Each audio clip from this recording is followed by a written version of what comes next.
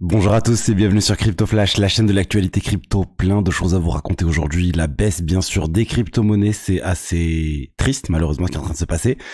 On va parler de la raison derrière tout ça, ce qui fait paniquer le marché boursier, marché crypto. On va parler aussi de plein d'autres actualités. Donc, restez jusqu'à la fin si ça vous intéresse. Tous les jours, le meilleur de l'actualité crypto.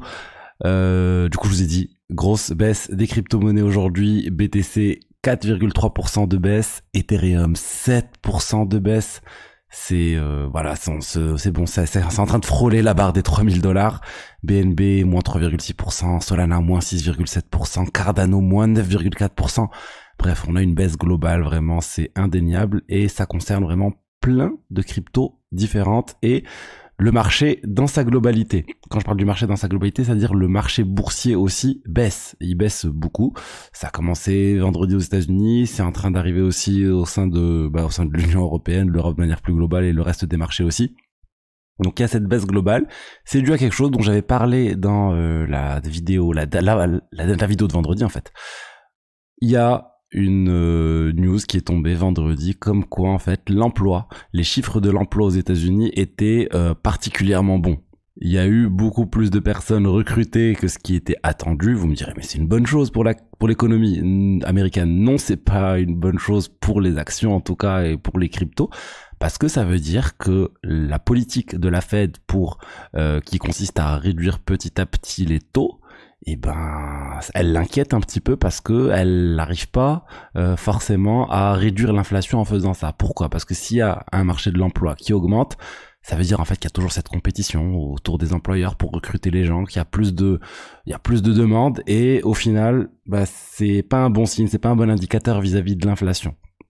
C'est-à-dire que l'inflation risque de continuer, d'augmenter, ou en tout cas de se maintenir. Et du coup, la Fed, avec sa politique de réduction petit à petit des taux d'intérêt, ben, elle risque de prendre peur et de stabiliser longuement ces taux, de ne pas baisser tout de suite ces taux. Ils avaient 2 baisses de prévues sur l'année 2025 qui pourraient retarder un peu ces baisses.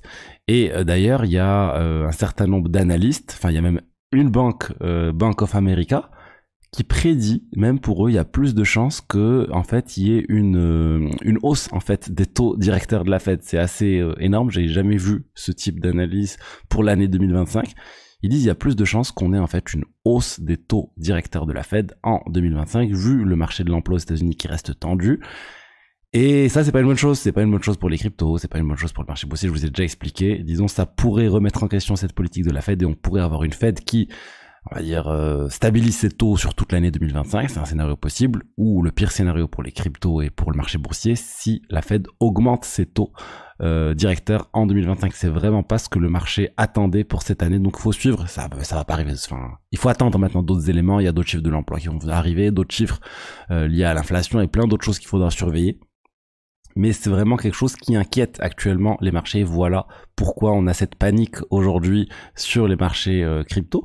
On n'avait pas eu cette panique vendredi sur les marchés crypto. Je vous l'avais dit, c'était bizarre. On avait le marché boursier qui augmentait alors que les cryptos... Enfin, le marché boursier baissait alors que les cryptos augmentaient même. Là, c'est voilà, c'est juste le juste retour des choses, on va dire. On va parler de plein d'autres choses. Juste avant, je vous invite à vous inscrire sur Swissborg. C'est un exchange, une plateforme crypto partenaire de la chaîne. Je vous en ai déjà parlé, il y a plein de services différents pour faire fructifier vos crypto-monnaies, pour se diversifier, investir sur plein de cryptos en même temps. Il y a un auto-invest, il y a plein d'options pour acheter des cryptos. Et du coup voilà, vous avez le lien dans la description, il y a un bonus jusqu'à 50 € en BTC pour en profiter. Vous avez toutes les informations plus bas. Alors, ensuite, on va parler maintenant un peu de bonnes nouvelles. Je vous ai parlé de mauvaises nouvelles, en tout cas avec cette baisse des crypto-monnaies, mais il n'y a pas que ça qui se passe. On a déjà Michael Saylor qui a encore tweeté une indication que MicroStrategy est sur le point d'acheter de nouveau du Bitcoin. En gros, il tweet le même graphe à chaque fois et ce graphe, ça montre en fait le prix du Bitcoin et les points verts, c'est les points où MicroStrategy a acheté du BTC. Et il tweet souvent ça en disant ça manque de points verts, ça manque de points verts. Donc là, ça veut dire qu'on aura sûrement dans quelques jours une annonce de MicroStrategy qui a encore acheté du BTC, ils en achètent continuellement. Enfin, c'est fou. Là, c'est la 10e semaine consécutive où il fait ça.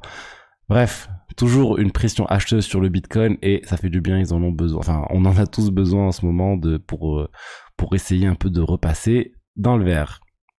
Il y a aussi d'autres signes qui sont plutôt positifs autour du BTC. On va parler de la réserve de Bitcoin au niveau des exchanges qui a atteint le plus bas quasiment sur 7 ans. C'est-à-dire la quantité de Bitcoin détenue par les exchanges diminue. Et ça, c'est une bonne chose. Parce que ça veut dire que les gens sont pas sur le point de vendre le BTC quand ils sortent des exchanges. C'est souvent pour holder sur une plus longue durée, pour garder ces crypto-monnaies dans un multisig, dans un ledger ou dans autre chose, et que vous n'êtes pas sur le point de vente, de prendre des profits, d'avoir lancé un ordre pour prendre des profits à 1,2 ou autre. C'est pour ça que c'est plutôt une bonne chose. Après, oui, il y a aussi ceux qui disent, et en fait, depuis 2022, les gens ont peur de garder beaucoup de crypto dans les exchanges. Je pense qu'il y a aussi ça. Mais il y a aussi tout simplement le fait que les gens, je suis convaincu qu'il y a beaucoup de gens qui sont en train de holder du BTC sur une très longue durée. On le voit avec les États, on le voit avec les ETF et plein d'autres choses. Donc pour moi, c'est une bonne nouvelle. Et encore une autre bonne nouvelle pour le BTC, c'est la difficulté de minage qui vient d'atteindre un plus haut historique pour la 8e fois consécutive. Comment ça se passe? Le Bitcoin, il y a un bloc toutes les 10 minutes et pour cibler, c'est dans le code du Bitcoin depuis le début, pour qu'on ait ce bloc toutes les 10 minutes, il y a une difficulté de minage qui s'ajuste. Si on a un bloc qui apparaît toutes les 9 minutes en moyenne, alors en fait, on va augmenter la difficulté de minage pour cibler les 10 minutes. Et pareil, si on a un bloc qui apparaît en moyenne toutes les 11 minutes, on va baisser la difficulté de minage pour arriver à un bloc toutes les 10 minutes. C'est un ajustement qui est fait pour toujours avoir ce 10 minutes par bloc. Et là, en fait, la difficulté de minage continue d'augmenter. Ça veut dire qu'il y a de plus en plus de mineurs en fait de Bitcoin, malgré le fait que le cours du BTC est un peu baissé là ces derniers temps, mais moi je vois ça surtout comme une indication que les gens sont toujours très très intéressés pour miner le BTC. Et voilà, et c'est aussi un bon signe parce que ça veut dire que c'est toujours rentable pour eux. S'il y a des gens qui minent, ça veut dire qu'il y a des gens pour qui c'est rentable. Même si plus la difficulté augmente, moins c'est rentable pour un certain nombre de sociétés. On a par exemple vu des mineurs qui lèvent de l'argent pas pour miner, mais pour acheter du BTC directement parce que peut-être c'est moins rentable, ou en tout cas ils pensent que ça va être plus rentable d'acheter du Bitcoin directement. Ensuite, je voulais vous parler de Grayscale. Grayscale, le fonds crypto qu'on connaît bien, qui ont lancé les produits d'investissement sur le BTC il y a très très longtemps avant de le convertir en ETF, leur fonds, leurs deux fonds d'ailleurs, BTC et Ether. Et là, ils sont en train d'étudier la possibilité de rajouter 3 actifs à leurs divers instruments financiers, leurs divers produits d'investissement. On parle ici du BNB, du Dogecoin et de Tron. Le BNB, on en a parlé dernièrement quand on avait le Bhoutan qui a annoncé la possibilité d'avoir une réserve stratégique avec du BTC, de l'Ether et du BNB. C'est intéressant de voir le BNB apparaître dans plus d'endroits. C'est une crypto initialement liée à Binance, mais depuis ils essayent de s'éloigner, on va dire, de Binance et d'aller un peu au-delà. Ils ont développé de la finance décentralisée et pas mal d'autres choses. Dogecoin, le même coin roi. Il y a pas grand chose à dire sur Dogecoin, on le connaît depuis plus de 10 ans maintenant. Et Tron, la blockchain qui est connu pour ses frais bas, pour ses frais très faibles. Il y a beaucoup de stablecoins sur Tron. L'USDT, ils ont des dizaines de milliards sur Tron. Les gens aiment bien utiliser Tron pour envoyer et recevoir des stablecoins. Et voilà, donc c'est aussi logique qu'ils rajoutent ces cryptos. On n'est pas en train de rajouter des toutes petites cryptos. Juste pour préciser, on est sur en fait une liste de cryptos que Grayscale étudie pour rajouter sur ses produits d'investissement. Je vous montre tout simplement la liste, ça va être exhaustive.